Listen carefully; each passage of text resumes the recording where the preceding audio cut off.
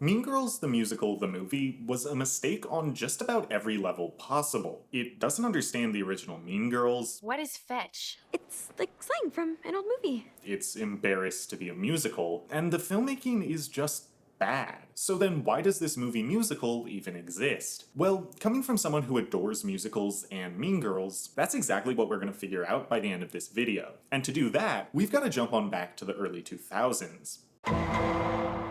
Queen Bees and Wannabes by Rosalind Weissman was a 2002 self-help book meant to teach parents about clique culture and what many teen girls might go through during high school. After reading this book and getting Paramount to buy the film rights, Tina Fey would go on to write the screenplay for Mean Girls, which was then released in theaters in 2004. The movie was incredibly successful and managed to remain culturally relevant long after its theatrical run. But what Hollywood didn't realize at the time was that way over on the other side of the country, a little fellow called Broadway was growing jealous. Broadway saw how devoted fans of the movie were, and they wanted some of the Mean Girls money for themselves. You see, for as bad as Hollywood is when it comes to remakes and reboots, Broadway is even worse. Especially nowadays, ticket prices for seeing a Broadway show can be absurdly expensive. Like, yeah, I get that you have to sell your kidney to afford Hamilton tickets, but do I really have to spend almost $100 for standing room only to watch Hugh Jackman and Sutton Foster in The Music Man? Or Aaron Tveit and Sutton Foster in Sweeney Todd? Or Brian Darcy James and Sutton Foster in Shrek the Musical? For that kind of money, I might as well buy season 1 of Bunhead starring... Are you there, God? My point is just that a Broadway ticket is a big investment. Most people don't want to spend big bucks on a show they might not like, and rather than making less expensive shows with less expensive tickets, Broadway producers figured they could just cash in on pre-existing properties. Thus, the 2010s and 2020s have been largely dominated by Blank the Musical, Shrek, Beetlejuice, Moulin Rouge, the list goes on and on and on. Mean Girls: the Musical began development as early as 2013, and the show premiered off-Broadway in 2017 on a very special day in October. It's October 3rd. Actually, no. It ended up premiering on Halloween. which feels like a missed opportunity. Anyways, the show made its money back and received decent reviews, and while the Broadway version shut down in 2020, the national tour has been going strong since 2019. Oddly enough, the same year that Broadway shut down, Tina Fey announced that a film adaptation of the Broadway adaptation of the original film was in the early stages of development. Some may call this a coincidence, but I'm personally convinced that Tina Fey and Paramount are determined to push out a version of Mean Girls at least once a decade. And you know why? Because I'm a pusher. Hollywood loves a remake, and 2024 seems to be the year of tricking people into thinking your movie isn't a musical. So in the literal sense, that's how we ended up where we are now. But when I say, why does this movie exist, I don't mean it like, why is the sky blue? I mean it like, Why should I die? why remake Mean Girls if you don't even know why it worked in the first place? So, the original Mean Girls was objectively successful by just about any metric. Critics scored the film highly, it made $130 million on an $18 million budget, and even if we disregard the multiple remakes, Mean Girls has managed to stay surprisingly relevant. This, I think, is due to three main factors. First, high school still sucks. What I specifically mean is that many of the social phenomena explored by Tina Fey's script are still going on in schools today. Things like social media and modern technology might change who makes friends with whom or how people are passive-aggressive towards one another, but for the most part, high schoolers of any era can easily identify with the struggles experienced by Katie in the movie. Personally, the dynamic between the plastics always reminded me of a trio one of my close friends was a part of. They would always group up in school and were constantly posting pics together on Instagram and Snapchat, but the way they would talk about one another sometimes made it feel like they all kinda hated the other members of the group. Oh my god, you are literally being so annoying. Also, as someone who played trumpet and cello in high school, a lot of band kids do be like that. Ironically, it was always the woodwinds that were the most, well... Bernadette, please play my clarinet. Mean Girls is somehow of its time and timeless in equal measure, which makes it highly approachable for old and new fans alike. It stands in stark contrast with shows like 13 Reasons Why and Euphoria, which try so hard to be gritty depictions of what high school is quote-unquote actually like, that they immediately feel dated and out of touch. Mean Girls isn't one of those teen comedies that glamorizes high school or makes it seem like it should be the best 4 years of your life. The comedy creates a heightened reality, but the dynamics on display remain down to earth and poignant. Unless human nature fundamentally changes in the next few decades, people are going to be able to find value in this movie for generations to come. The second factor that makes Mean Girls so successful is the fact that it's iconic. Like, literally, there is a huge amount of iconography for fans to latch onto. There's the quotes. I can't go to Taco Bell. I'm on an all-carb diet. There's the outfits. You look awesome. I know, right? And there's even quotes about the outfits. On Wednesdays, we wear pink. Films like Star Wars have such lasting relevance because there's so many ways to engage with the IP outside of the film. But especially back when Mean Girls came out, many franchises often had problems with male gatekeeping and just generally being unwelcoming to the female demographic. Mean Girls, however, had roughly 75% female viewership during its theatrical run, meaning that the fandom wasn't co-opted by male viewers, as is common with other properties. In addition to the quotes and the outfits, the characters themselves have become iconic in their own right. Being a movie designed for a female audience, Mean Girls actually has a diverse cast of women. Even though the racial diversity is pretty limited in the film, the diversity of characterization is still impressive by today's standards. A lot of studios don't understand this, but when you put multiple female characters in your movie, you don't have to worry about a single token woman being representative of an entire sex or gender. Mean Girls depicts women as flawed, complicated, and nuanced. They're not defined by their gender, but their gender isn't completely erased either. Even though the movie is heightened and silly, Mean Girls managed to have better written female characters in 2004 than much of what Hollywood puts out now. And it's because the movie views women as people rather than props. The third factor, and perhaps the most important when it comes to actually being a good film, is that the message is both poignant and well executed. And that's how Regina George died. Mean Girls as a narrative is all about the personas people create to avoid being vulnerable. Katie pretends to be plastic so that she can be popular, and pretends to be dumb so she can spend time with Aaron. Janice pretends not to care what other people think in response to the major amount of bullying she received after Regina stopped being her friend. Even Regina's whole Queen Bee persona is a carefully maintained lie meant to preserve her own status. But by the end of the movie, Katie helps the school realize that all these cliques and personas are actually the very thing that is causing their problem. That's why the final montage shows each of the main characters doing things that make them happy as individuals, and actively plotting against anyone who would try and reinstate restrictive social norms. Katie is an outsider who falls victim to an unfamiliar social system, but ultimately dismantles it from within. I'm trying this new thing where I don't talk about people behind their backs. It's a simple but effective message that remains important to this very day. But with that in mind, let's discuss how the 2024 reboot fundamentally misunderstands the original movie.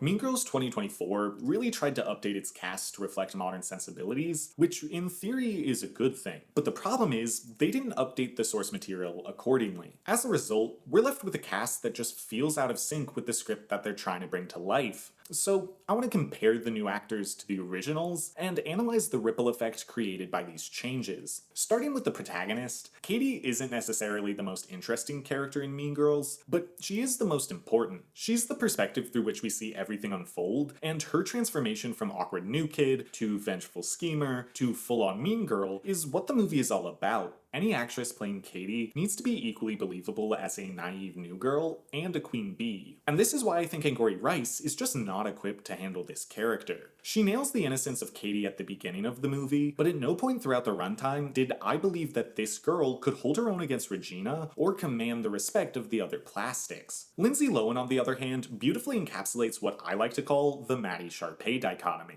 People say I look just like her. Really?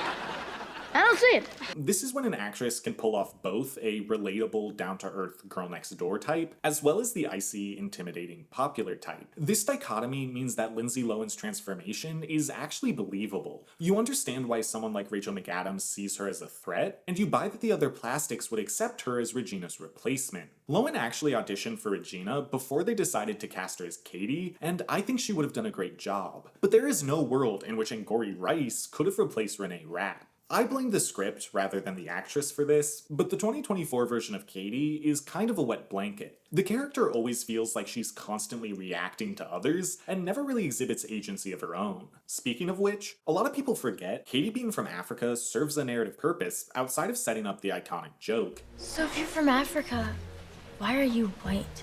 Growing up around wild animals, Katie notices similarities between the social dynamics in high school and the behavior exhibited by African wildlife. This knowledge is supposed to be what allows her to gain Regina's favor without being viewed as a threat. But the 2024 film has Janice and Damien doing so much of the exposition and planning that Katie feels more like an audience insert than an actual character. Then there's the issue of singing, and Angourie Rice just can't. Subtraction and division would never make me feel so stupid with love. Or at least not enough to be the lead in a musical. The movie even had to remove a number of her songs and verses because Angourie Rice just doesn't have the vocal chops to do what is required. I'll explore this more specifically in the music section, but these removed songs and verses contained a lot of character development and agency, which just makes this issue with the bland casting even worse. I really enjoy Angourie Rice in the Spider-Man movies, but was she really worth compromising so much of the musical for? If she had the box office draw of Tom Cruise, Only the names would change. go ahead. But why cast a relatively unknown actress that can't sing or play a convincing mean girl in the lead role of Mean Girls the Musical? It just doesn't make sense. What does make sense, however, is the decision to cast Renee Rapp. Rapp had already starred as Regina in the stage musical, and given that she's still younger than Rachel McAdams was, reprising the role in 2024 was an awesome way to actually celebrate Broadway talent. Unlike her counterpart, she's objectively a strong vocalist. She does an excellent job capturing what makes a modern mean girl tick, but unfortunately, the movie itself doesn't. When comparing Renee Rapp's version of Regina with Rachel McAdams, there's objectively a difference in terms of body type. This difference by no means affects her ability to portray the character, nor does it affect how others should perceive her in terms of desirability, but it should affect how the movie addresses certain parts of the narrative. A major part of Katie's plan for revenge is tricking Regina into gaining weight, which in any version of the story feels messed up considering Regina clearly exhibits signs of disordered eating. I'm only eating foods with less than 30% calories from fat. It's 40%. Whatever. I'm getting cheese fries. But specifically in the 2024 version, it just doesn't make sense. The movie explicitly tells us that she is hot, I'm the prettiest poison you've ever seen. and that people at the school are attracted to her. This whole school humps my leg. The movie also replaces the line I never weigh more than 115. with That filter you use looks just like me. which tells us that her weight is not the metric by which she determines her own value. So why not cut the fat jokes out of the script entirely? The movie is willing to get rid of important songs and kill off Katie's dad for no apparent reason, but the writers refuse to change arguably the most dated element of the original movie because Tina Fey still thinks that the worst thing a woman can be is fat. Sorry, we only carry sizes 1, 3, and 5. You could try Sears. The differences between Renee Rapp and Rachel McAdams accurately reflect how standards of beauty have changed over the past 20 years, and leaning into this would have been an easy way to meaningfully update the source material. Even if the writers weren't creative enough to replace the subplot about gaining weight, they could have handled it with more nuance. One of the lines in Revenge Party is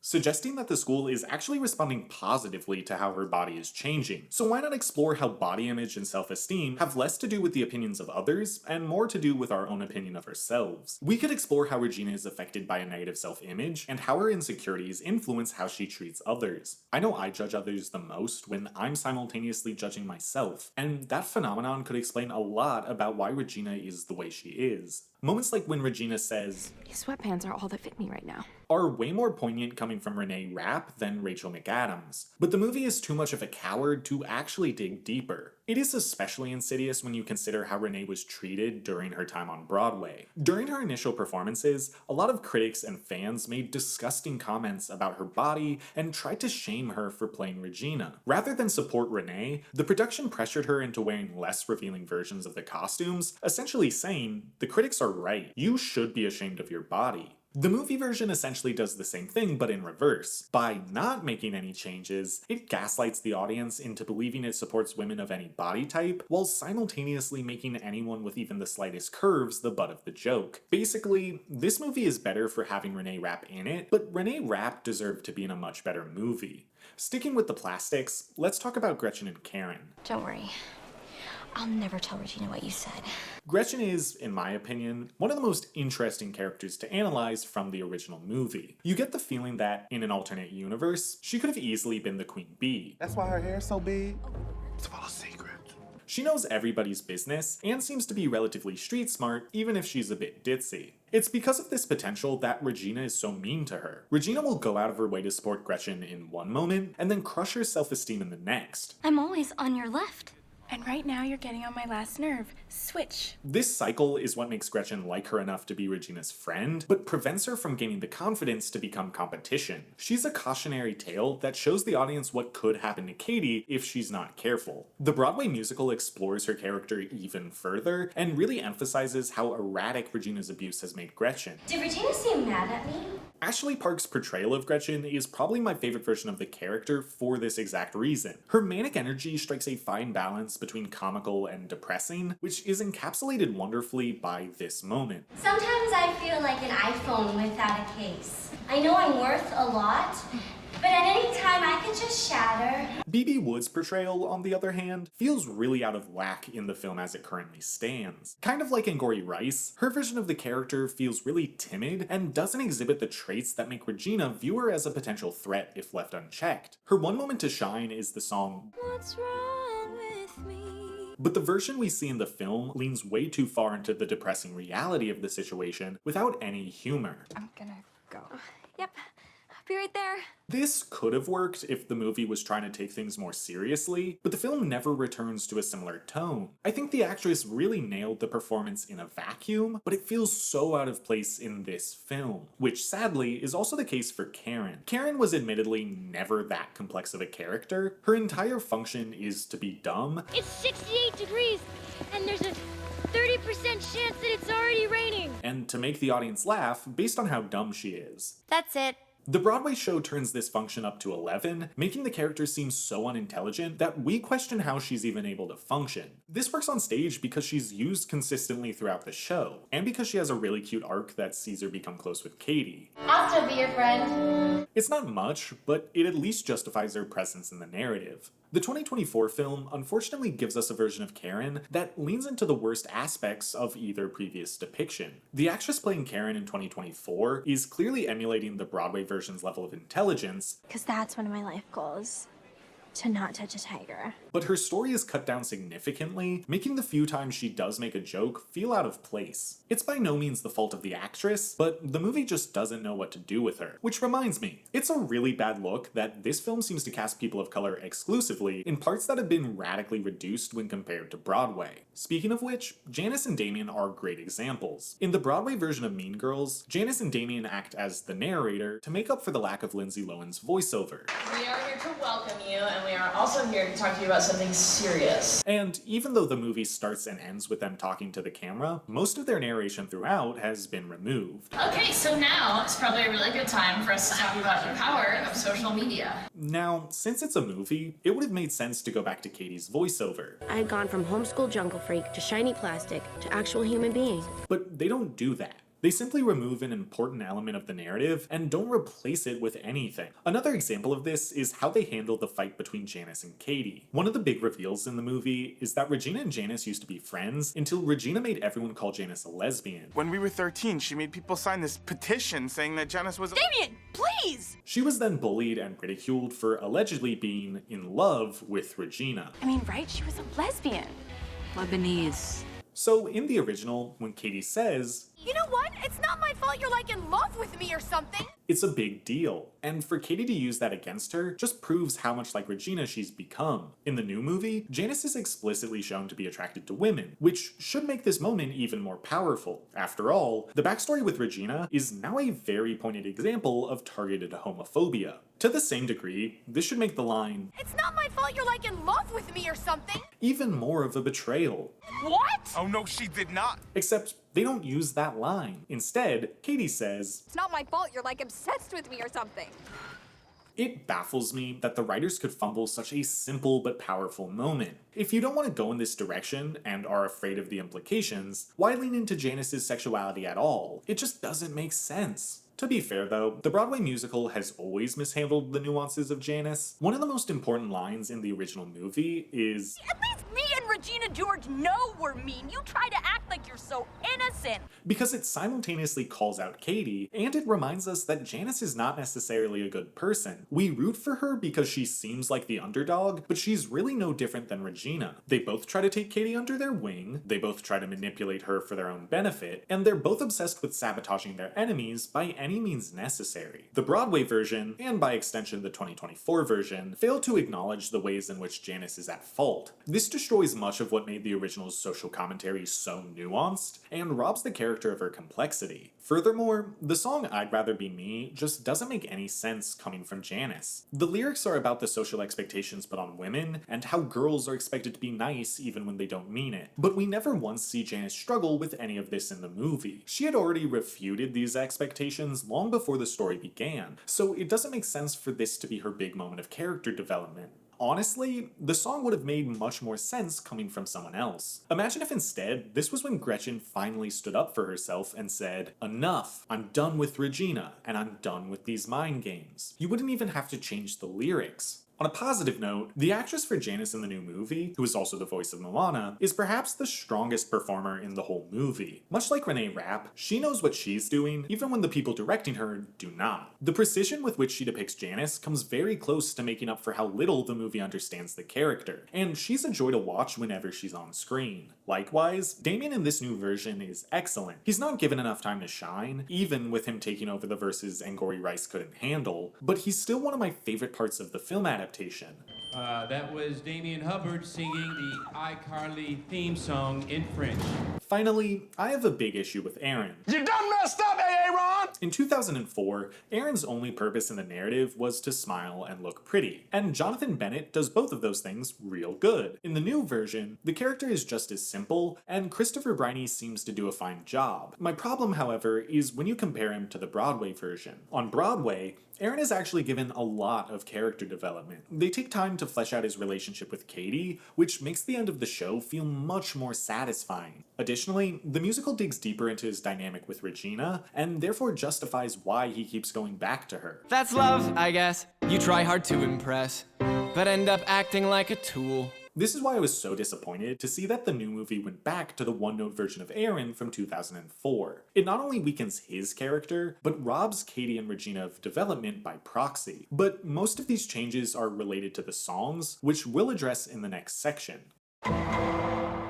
To preface this next section, I want to make it clear that Mean Girls on Broadway is by no means a perfect musical. That being said, there's a cohesiveness to Mean Girls on Broadway. The narrative and aesthetic elements complement one another throughout the runtime, and the production gleefully leans into the central conceit of what if Mean Girls was a musical? The 2024 film, on the other hand, seems to be ashamed of being a musical, even though it's supposed to be adapting Mean Girls the musical. So let's go song by song and break down what changes to the music work, what changes don't, and how the filmmaking proves that this movie doesn't understand musicals. Both the Broadway version and the new movie open with the same song. It's a cautionary tale.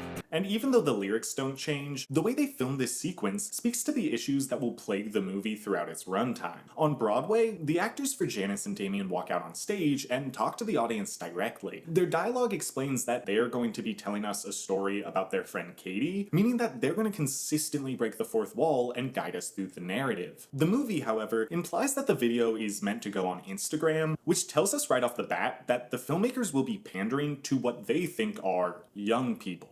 How do you do, fellow kids? Will the filmmakers modernize the material in any meaningful way? Absolutely not. But they will use vertical video because they're hip with the kids. What's even worse is that this isn't even used consistently. After Regina is hit by a bus, we see them do the morning announcements, which, in my opinion, should have been how they do it throughout the whole movie. Then, at the end of the film, they talk directly to the audience through the cinematic camera. There's no consistency throughout the movie, meaning that aesthetic decisions were made just for the heck of it and not to enhance the narrative. In a movie musical, it's important to establish a consistent visual language. There's not one correct answer for how to shoot dialogue versus musical sequences, but you should make a decision and stick with it for the sake of visual clarity. This same issue applies to the next number. If you're not familiar with the stage version, this is where Katie usually sings a song called It Roars. Do the roar. But in the movie, Katie sings a new song called What Ifs, and there are two possible reasons for this change. The first and most likely is that the filmmakers didn't want to make Angourie Rice sing a song she was not equipped to handle. And it roars. This makes sense, but once again, points out how misguided the casting was.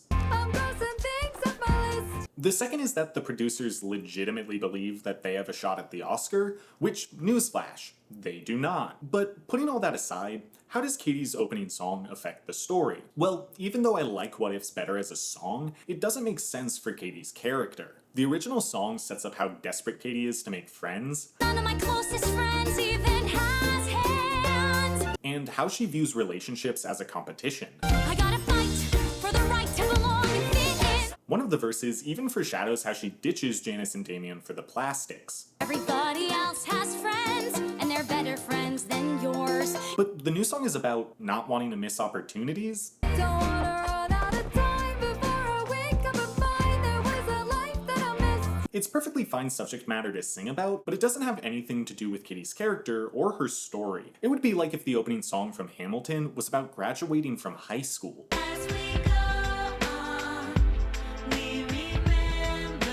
Also, this sequence uses the widescreen aspect ratio for some reason. Not only is this a lazy way to differentiate musical numbers, but once again, it's not even used consistently. Apex Predator, Someone Gets Hurt, and World Burn are the only other numbers filmed this way. These numbers aren't tied together by subject matter or genre, so why do they get a different format? It's a decision that's not even misguided, it's just thoughtless. They outright removed Where Do You Belong, which is honestly a smart decision. The song itself isn't great, and the information is just as easily summed up with a few lines of dialogue. We volunteer to amplify your lunch experience. Next is Meet the Plastics, and even though they didn't remove the song, they did cut it down drastically. They basically removed everything but Regina's verse. My name is Regina George.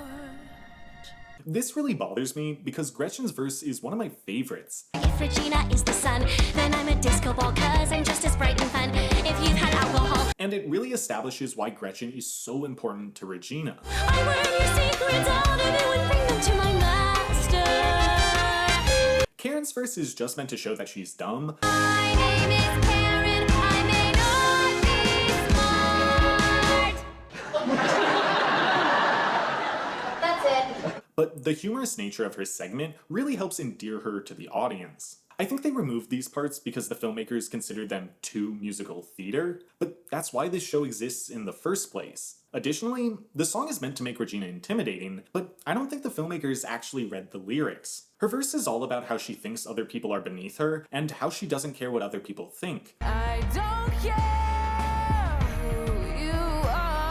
But they block this sequence so that Regina is singing directly to Katie. It's as if she's desperate for Katie to notice her. On Broadway, Regina sings this song while staring out into the audience. She's establishing who she is for them rather than anyone in the actual story. She doesn't even notice Katie until Karen finishes singing her verse. The way the movie captures this moment is aesthetically pleasing, but it shows a clear disregard for the actual song. It's like how in the first Transformers, Megan Fox's dialogue is all about how, despite being highly capable, men always underestimate her and view her as an object. That's weird, I just wouldn't peg you for mechanical. Well, you know, I don't really broadcast it. Guys don't like it when you know more about cars than they do. The movie's camera work, however, focuses entirely on her body, ignoring how capable she is and viewing her as an object. Cinematography should enhance a script, not ignore it. Remember when I said that Katie being from Africa actually served a narrative purpose? Well, it's also an important part of the orchestration. In the Broadway version of the musical, a lot of the songs use African-inspired orchestration to remind us of Katie's background and to drive home the connection between high schoolers and wild animals. With that in mind, Stupid with Love is the first number that shows us just how much the movie resents musical theater. In place of Broadway's energetic and varied orchestration, by 13 I gave up trying, I decided I would be a mathematician. We get a beat that sounds like it was produced in GarageBand. By 13 I gave up trying, I decided I would be a mathematician. It's either a really artificial sounding kick drum accompanied by generic vocals, I wanna get it, but how? Or an acoustic guitar when it's feeling spicy. Smart with math, but stupid with love. If you listen closely, the backup singers actually admit to how bad this sounds.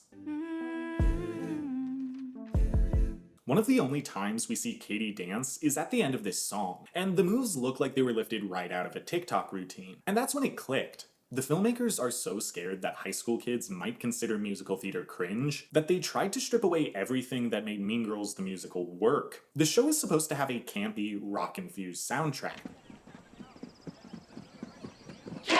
and harken back to the early 2000s. The dancing is supposed to be fun and over the top. In trying to avoid coming across as cringe, the cringe factor is now off the charts. All you're left with is a bland piece of music with generic orchestration and a singer that can barely hit the notes, even with auto-tune. I waited hours inside his tent with flowers. This isn't Rice's fault, the producers shouldn't have cast her in the first place, but listen to how much they had to simplify her melodies. I'm astounded and I'm lost. I am filled with tattoo lust. Does this guy work out? He must. All sweaty at the gym. Could that image be more hot? Let me just enjoy that thought. School was rough, but now it's not. 'Cause now there's him. And even then, she's still struggling. Also, 2 quick tangents. First, the way they transition into this number is really good. All the lights around Katie dim, and she looks off into the distance, effectively communicating that this is her inner monologue and not something she's saying out loud. There's no awkward aspect ratio change or awful cell phone filter. It's just good filmmaking. Why they didn't do this for every musical number, we may never know, but it is important to give them points where they earn it. Secondly, in addition to removing the African-inspired music, they also removed Katie's verse about falling in love with a Kenyan boy.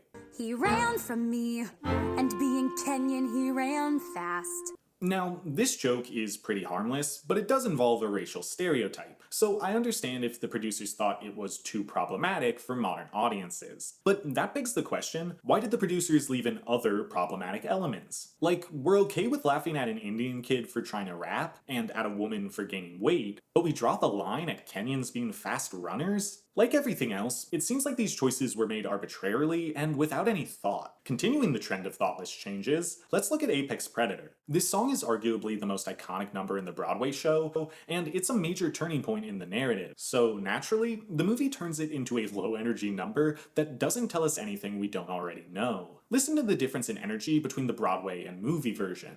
Don't be fooled by the pink. She is not playing dolls. Don't be fooled by the pink. She is not playing dolls. Why on earth would they turn a hype, high-stakes song into a lethargic acoustic track? The original version cuts to acoustic instruments briefly during a vamp, but this works because it contrasts with the rest of the song. Even more egregious than ruining the music is removing Katie from the song entirely. The original number starts with Janice warning Katie about Regina, followed by Katie singing a verse of her own. In this version, you get lines like, "She's the queen of beasts, and I'm in her pride," which reveals that Katie is already being seduced by the dark side. "I have hitched a ride with the apex predator." Katie sees the appeal of being plastic and is already questioning whether she should ditch Janice for Regina. And though Janice is great, she does not have this power. But removing her from the song completely misses the point of this sequence. She now has no development, and the audience is denied a closer look at her train of thought. Even worse than replacing Katie is the fact that they changed the lyrics. Rather than referring to the main character, I was victim, I was quarry.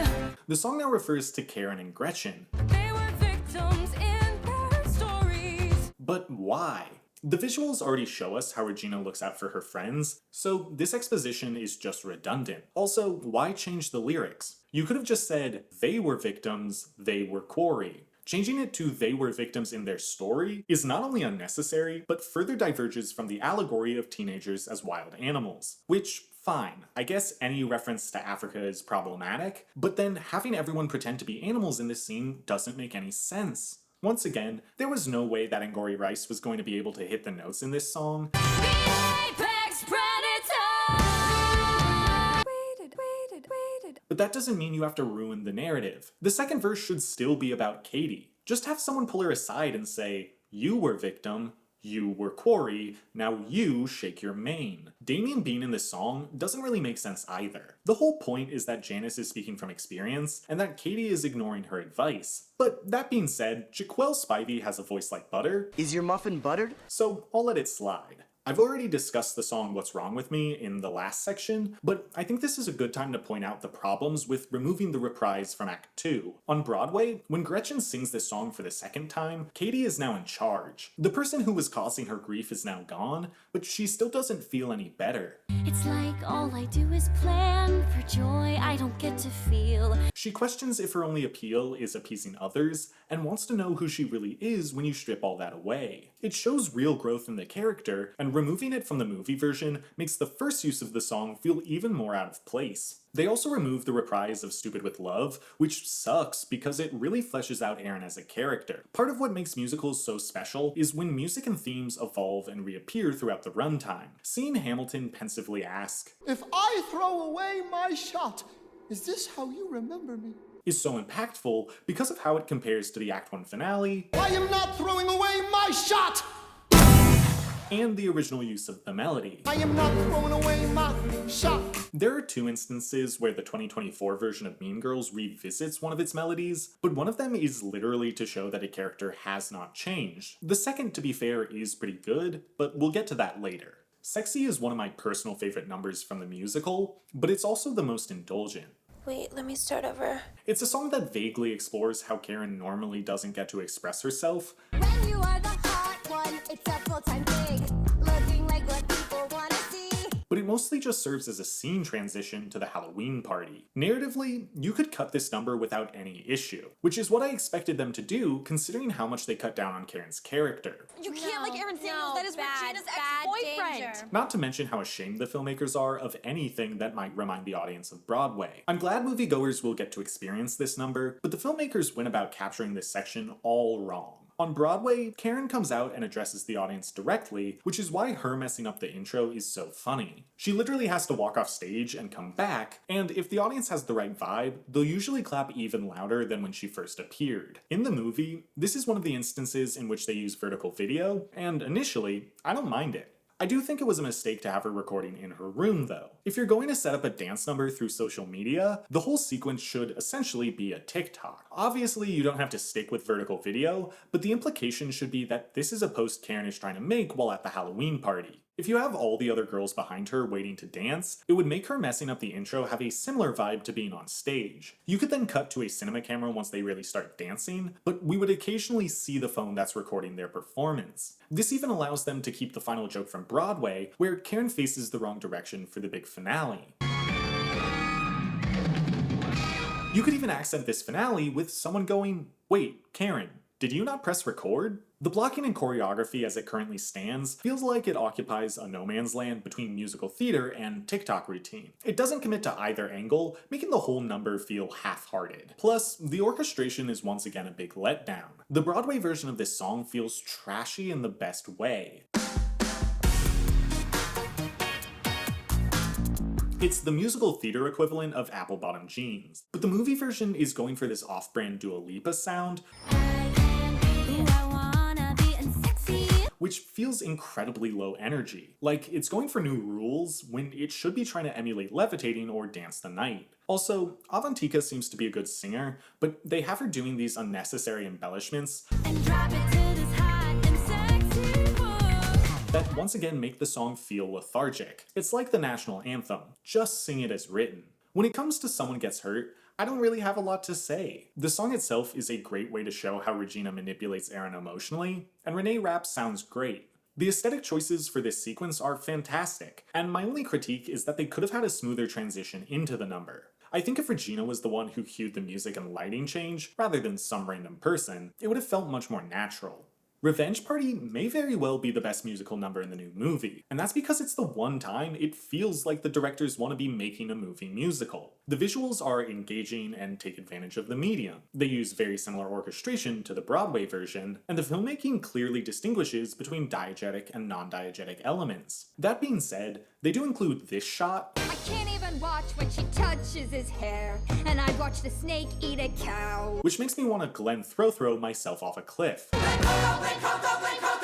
The next like 4.5 songs in the musical are cut from the movie completely, and this is honestly for the best. Fearless is fine, but really only exists to set up intermission. I do wish they had more of a moment for the plastics to express how meaningful it is that Katie stood up to Regina, but you don't need a whole song to do so. Stop is just a filler song that is almost too Broadway to function, so I'm not surprised it was removed. Whose House Is This is amusing, but wastes a lot of time just to set up that the party is pretty wild. But I do think it was a mistake to remove More Is Better. The song depicts Katie trying to convince herself that becoming plastic was worth it. Now I have all these friends, I'm never by myself. And it's a beautiful moment between her and Aaron. Is this you riding an elephant? Oh my god, that is so embarrassing. No, it's not. It's awesome. We see how his perspective contrasts with hers. See, I don't mind alone. Sometimes alone is good. And the song elegantly hints at the musical's message. Cause when you have less, you have more to lose. Wait, that's confusing. Katie's notes aren't even hard to hit, and the orchestration is just piano with acoustic guitar. This is the type of music that the filmmakers seem to love, but when it actually makes sense for the story, they decide to remove it completely. The next song is technically a reprise of Someone Gets Hurt, and Ali'i does a great job with it. The problem is, the backing track is really timid initially. Buddy, it's not pretend. You are as plastic as they come. So she sounds like she's doing spoken word poetry. On Broadway, it feels more melodic and in sync with the music. Buddy, it's not pretend. You are as plastic as they come. Which makes it a lot less awkward. It's not an issue with the singer, but rather another example of the filmmakers thinking musicals are cringe. And I want my pink shirt. Worldburn is a lot like Revenge Party in that it's mostly great with one or two glaring issues. And I watched a snake eat a cow. The sequence in the movie draws inspiration from the Broadway show and gives Renee Rapp the space to show off her acting and vocals.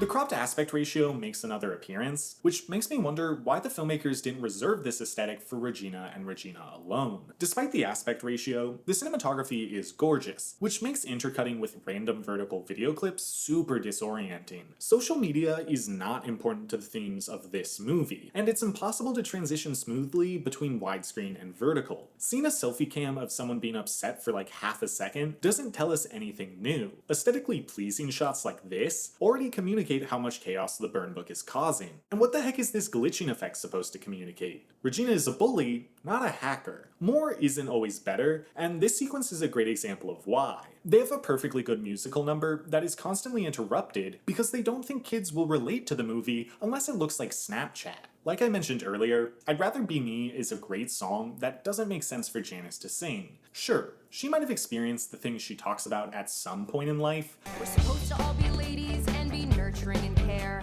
Boys get to fight, we have to share. But not during the events of this story. But at least on Broadway, the sequence frames Janice as speaking to the other girls, which makes it so that the focus is more so on the whole school giving up on how they're expected to behave, rather than just Janice. The movie, however, can't decide what it wants to be. Is Janice talking to the other girls in universe? Is she talking directly to the audience? Or is she talking to herself and this is her train of thought? It's totally fine to break the fourth wall in a musical, but then commit to doing so. We've already established that Janice is sometimes a narrator, so use that to your advantage. Or commit to her not breaking the fourth wall, because it just makes it feel like the filmmakers weren't confident in their own decisions. You might think this is a nitpick, but it's something you have to consider when making a movie musical. In High School Musical 2, Troy might be talking to the other Wildcats,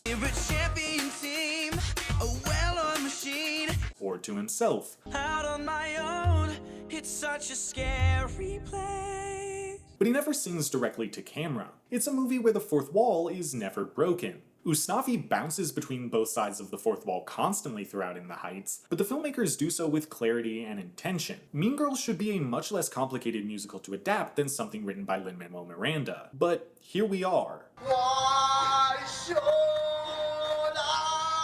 The 2024 version replaces Do This Thing with a combination of What Ifs and Stupid with Love. Stupid with love. I didn't get it. And I'll be honest, it's really good. Not only does it make brilliant use of the line, "The limit doesn't exist," but the arrangement for this music actually builds tension and anticipation like you would see in a, get this, musical. Do This Thing always felt out of place in the original musical, but the new song takes its time and shows you Katie's inner monologue. I see the things that I missed. No, that's not the me that I am. the limit it doesn't exist.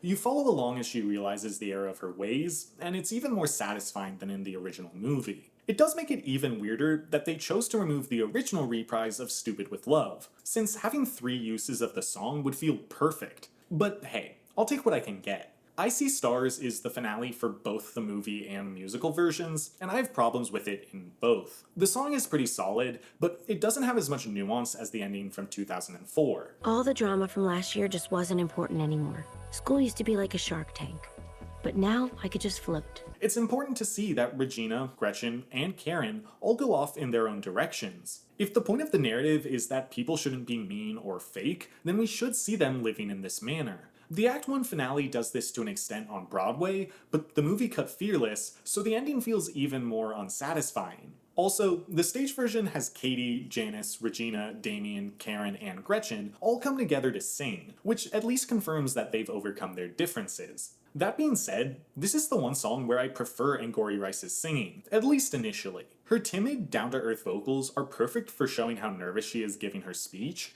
Glitter don't shine, rhinestones don't shine the way you do.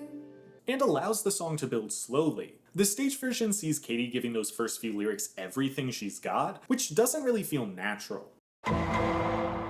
So, do you see what I'm saying that Mean Girls 2024 doesn't understand Mean Girls or musicals? In fact, it seems like they're ashamed of both, which begs the question, why does this movie musical exist? Well, unfortunately, because it makes money. Sure, it's kind of embarrassing that in 2024, the new Mean Girls made less money at the box office than the early 2000s. But it still made back 3 times its production budget. Would it have made more money if it was a halfway decent movie musical?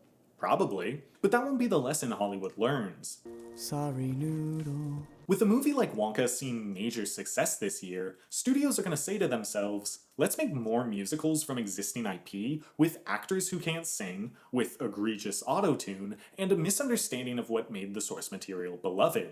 Oh, and don't forget, on top of this, we don't think that audiences want to see musicals. So rather than not make musicals, we're going to just hide the fact that these are musicals from all the marketing. Like, dudes, if you don't think there's a market for your product, don't make it. And if you do think there's a market, stop trying to trick us. I'm sorry, but as someone who loves theater and film, the state of Hollywood musicals right now is infuriating. It makes me want to scream. And do you know what that scream would sound like?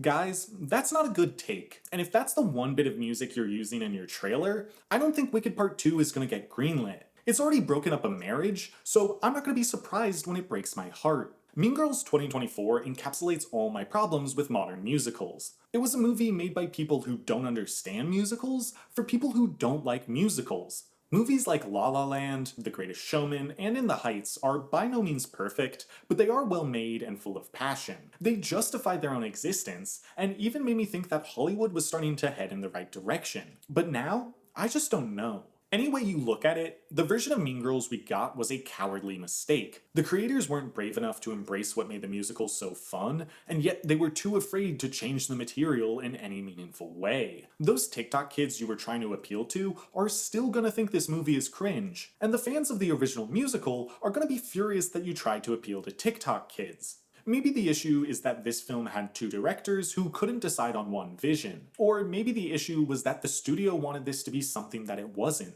Either way, what we're left with is the worst possible version of Mean Girls that you can currently watch. The original is a better movie, and the musical is a better musical. If you want to see a movie that actually has something to say about being a young person in 2024, go watch Bottoms. And if you want to see why Twilight, Harry Potter, and Dune are all better adaptations, click on this video right here. I'm Dylan, and this has been The Writer's Block. Sorry, noodle.